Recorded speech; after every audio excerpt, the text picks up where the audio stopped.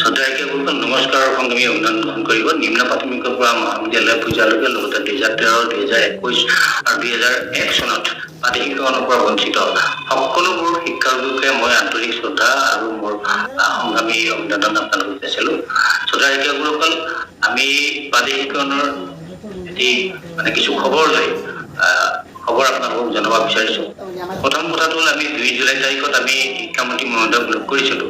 সেইদিনাখনে তেখেতে যি আলোচনা আছিল তেখেতৰ লগতে এই আলোচনাত আমি দুটা কথাত আমি টিমত আছিলোঁ। সেই দুটা কথাৰ ভিতৰত এটা কথা হ'ল যে শিক্ষানুষ্ঠানবিলাকৰ ইউটাইজ সম্পৰ্কীয় কথা আৰু শিক্ষকসকলৰ অভিজ্ঞতাৰ সম্পৰ্কত।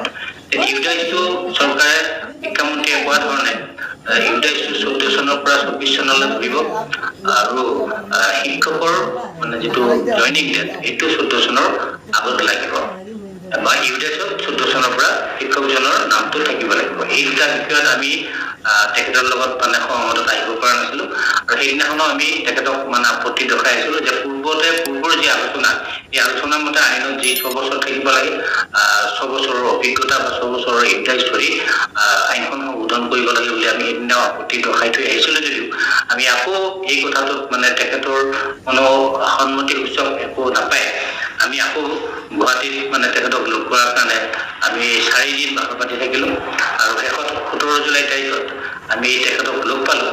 তেখেত 3 দিনীয়া কাৰ্যালয়ত নাছিল, তেখেতৰ নিজা সমষ্টিত আছিল আৰু যেতিয়া তেখেত আহিয়ে 17 তাৰিখৰ দিনাখনে অকণমান সময়ৰ কাৰণে আমি লগ পালোঁ। আলোচনা বিশেষভাৱে একো আলোচনা কৰিব নোৱাৰিলোঁ। আমি এখন আবেদন দি থৈ আহিছোঁ যে আবেদনখনৰ কথাখিনি এনেকুৱা যে আমাক শিক্ষকসকলক 6 বছৰৰ অভিজ্ঞতা বা 6 বছৰৰ ইউটাইজত ধৰিব লাগে, অৰ্থাৎ 18-19 ডাইচৰ পৰা শিক্ষকক ধৰিব লাগে। এই সমান্তৰালভাৱে শিক্ষানুষ্ঠানখিনিৰো ডাইচ কোডটো 18-19 পৰা ধৰিব লাগে আৰু 3 নম্বৰ এটা আমি দাবী জনাই থৈ আহিছিলোঁ আবেদন মৰ্মে যে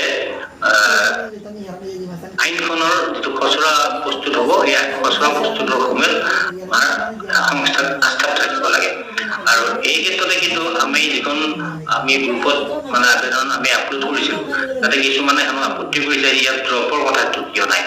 চাওক, আমি ড্ৰপৰ কথাখিনি আকৌ এইখন আবেদন সম্পূৰ্ণ পৃথক। আমি সামগ্ৰিকভাৱে কোনো বিদ্যালয়ৰ কথা বা শিক্ষকৰ কথা লিখা নাই।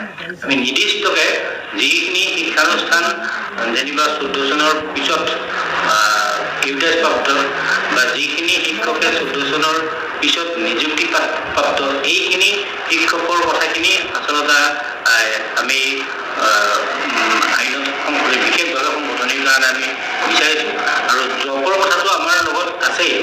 ড্ৰপৰ যিটো বিষয় 13 চন বা 21 চনত বা 2001 চনত বঞ্চিত শিক্ষাৰ্থীসকলৰ যিটো বিষয় এই বিষয়টো আমাৰ আছেই আৰু সেইকাৰণে আমি এই যিখন আইনৰ খচৰা প্ৰস্তুত হ'ব তাত আমি সংস্থাত আস্থাত ৰাখিবৰ কাৰণে বা সংস্থাক লগত ৰাখিবৰ কাৰণে আমি চৰকাৰৰ ওচৰত আহ্বান জনাই আহিছোঁ।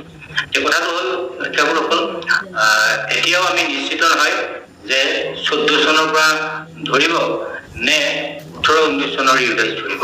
যদি 14 চনৰ ইউটাইজ ধৰে তেতিয়া কিন্তু আমি আমাৰ বহুত শিক্ষানুষ্ঠান আৰু শিক্ষক বাদ পৰিব আৰু এই ক্ষেত্ৰত আমি পদক্ষেপ নিশ্চয় ল'ব লাগিব। আমি আগন্তুকত আকৌ শিক্ষামন্ত্ৰী মহোদয়ৰ লগত আলোচনা মৰ্মে আকৌ ইয়াৰ যিটো চৰকাৰে যিটো সিদ্ধান্ত কৰি থৈ দিছে এই সিদ্ধান্তটো সলনি কৰাৰ কাৰণে আমি আহ্বান জনাব লাগিব আৰু প্ৰয়োজন হ'লে আমি বেলেগ পন্থা হ'লেও ল'ব লাগিব। লৈ হ'লেও যিকোনো প্ৰকাৰে কিন্তু এই যিটো আইনত 10 বছৰৰ অভিজ্ঞতা বা 10 বছৰৰ ইউটাইজ চোৱাৰ যিটো সিদ্ধান্ত চৰকাৰে কৰিছে এই সিদ্ধান্তটো আমি সলনি কৰাৰ কাৰণে প্ৰচেষ্টা চলাব লাগিব। শ্ৰদ্ধা শিক্ষকসকল, আপোনালোকক এটা কথাই জনাব বিচাৰিছোঁ, আইনখন সংশোধন হ'ব। আইনখন সংশোধন হোৱাটো কনফাৰ্ম বুলি ধৰি লৈছোঁ, কাৰণ মাননীয় মুখ্যমন্ত্ৰী মহোদয় তেওঁ এটা সংসদীয় পদত থাকি অসমৰ ৰাইজক বহুতবাৰ জনাইছে আৰু আমি বিশিষ্ট সূত্ৰও গম পাইছোঁ যে আগন্তুক যি বিধানসভা এই বিধানসভাত আমাৰ প্ৰাদেশিকৰণ সম্পৰ্কীয় আইন এখন আহিব, নতুন আইন আহিব পাৰে বা 17-18 আইনখন সংশোধন হ'ব পাৰে। যদি আইনখন আহে আমি অকণমান আমাৰ সন্দেহ হৈছে বা আমি অকণমান আশ্বস্ত হ'ব পৰা নাই।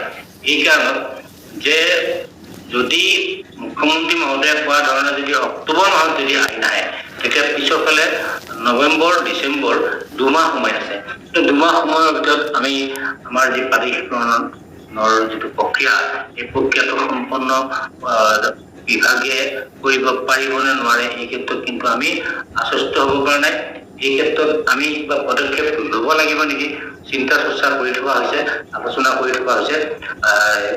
যদি এটা কথা চিন্তা কৰিছো যে অক্টোবৰত যদি তেওঁ আইন অনা কথা হৈছে অৰ্থাৎ অক্টোবৰত বিধানসভা, অক্টোবৰত যদি বিধানসভা অক্টোবৰত যদি আইন হয় তেতিয়া কিন্তু প্ৰাধিকৰণৰ প্ৰক্ৰিয়া এইটো সম্পূৰ্ণ হোৱাত অকণমান বেমাজালি হ'ব, দিগদাৰী হ'ব। গতিকে আমি সংস্থাই চৰকাৰক এটা আহ্বান জনাব বিচাৰিছো যে আমাৰ যিখন আইন যিটো সংশোধনী আমাক লাগিব এই সংশোধনী যিটো খচৰা হ'ব এই খচৰাটো কেবিনেটত অসম চৰকাৰৰ কেবিনেটত যদি তেওঁলোকে গৃহীত কৰি বিভাগীয় যিখিনি কাম কাজ এই কাম কাজখিনি যদি আগবঢ়াই লৈ যায় আৰু তেতিয়াহ'লে আইনখন পিছত যদি সংশোধন মানে গৃহীত হয় এই খচৰাখন যেতিয়া আইন গৃহীত হ'ব তেতিয়া খুব সম্ভৱতঃ আমাৰ কামখিনি অলপ ত্বৰান্বিত হ'ব পৰাৰ এটা স্কোপ আছে।